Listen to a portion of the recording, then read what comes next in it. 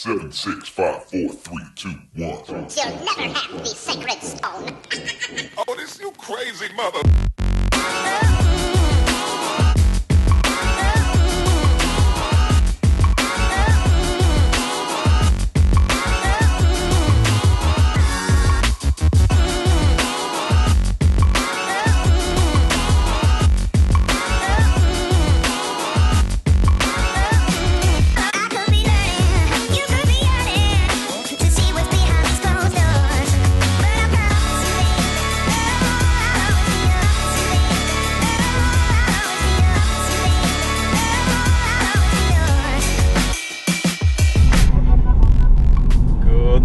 Guys, welcome to the daily Seabird vlog. How are you doing today? I'm in the car after a half an hour bike ride to the car, and on my bike I realized, okay, it's raining and there is so much traffic in Vienna at the moment, because when it's raining nobody goes with his bike or by public transport. I don't know why, and that's why I'm going to Krems.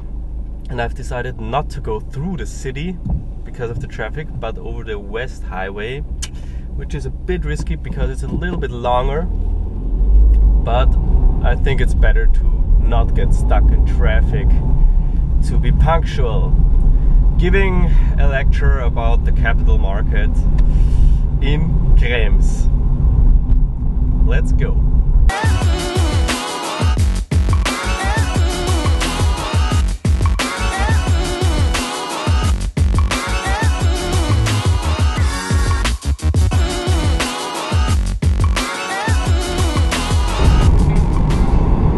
Hey guys, one more thing. I was just listening to the radio, and there they had one candidate for the presidency, because we are gonna vote for a new president on Sunday, and they were interviewing him and letting people call to interview him and asking him questions.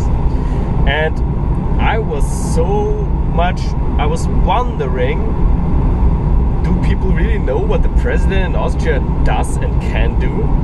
Because they were asking him questions about the church, about gene manipulated food, about, I don't know, everything and anything.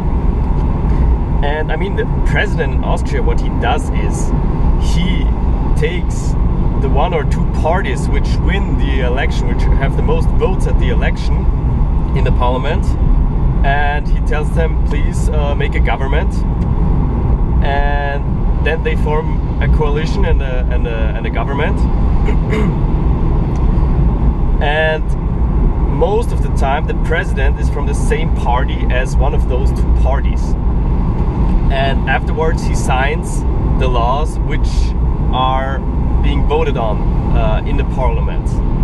So he signs the laws which his party has decided. And that's what the president does. So he's not doing anything about the church or about, I don't know, food or about TTIP. I mean, those are important topics, but asking the future president, it's not relevant to know his opinion on this for this position.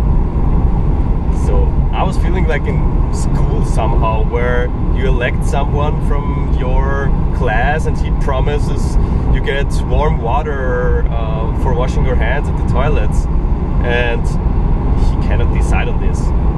So I'm not too sure if people really got that.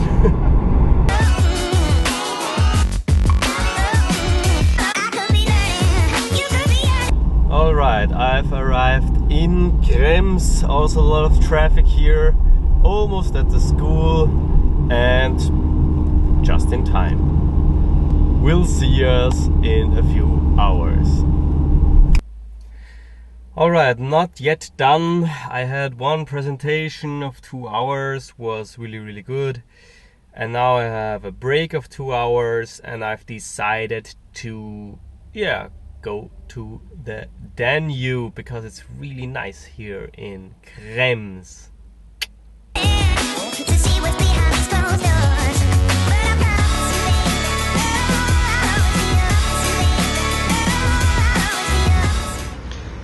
I mean, look how nice it is here. We have the Danube, we have the vineyards back there, we have the trees, we have the cars.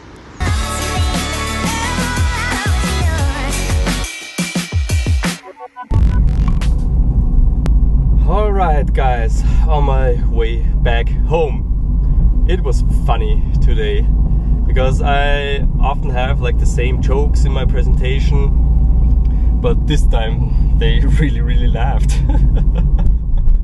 Like really laughed. You know, sometimes I make a joke and it's like haha, but now they found it really funny. That's always cool. Oh, good. Let's ride home. Tired. Let's ride home.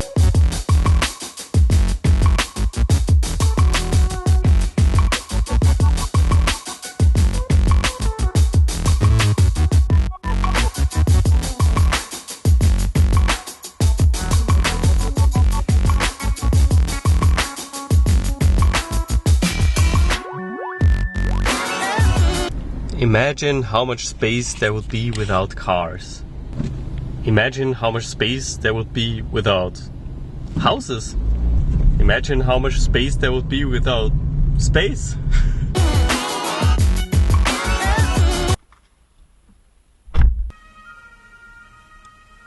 So that was a short break at home, and now I'm going to an event which Helmut invited me to in the Urania, and I'm going there by car.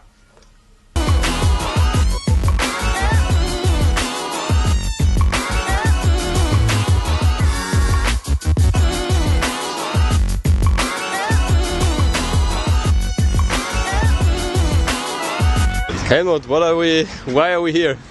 I think it's about energy and how we can change the world if we change the way we use energy.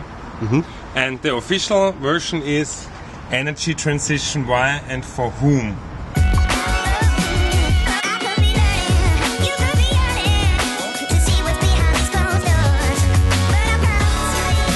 Alright, the event is over. It was cool, it was a good discussion.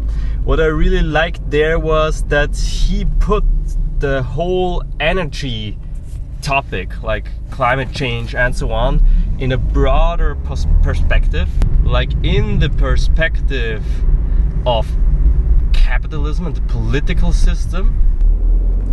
And I agree with him that it's not so much a technical question, but more a social question and more a question about our social constellations. I agree with him on that. That's really something we have to change, how we work together, how we live together, and I mean change it through our actions. That's what I totally agree. What I don't agree is in his Marxistic view,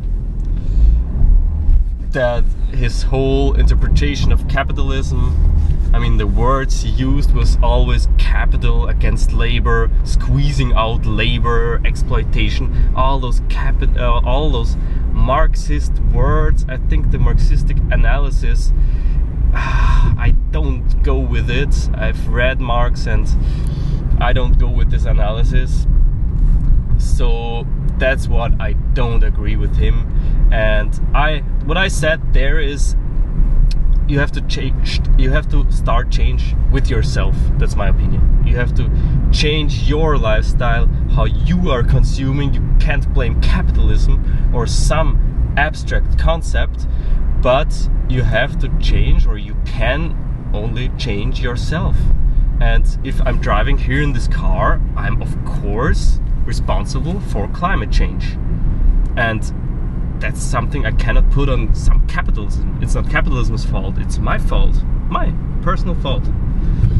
So that's what I don't agree, sort of, like it's always capitalism. No, it's us. We are capitalism. Point.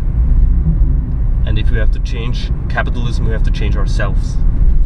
That was my point, and I think I somehow made it clear. Maybe I am wrong and maybe he is right, but that was just coming from my, I don't know, inner perspective and voice.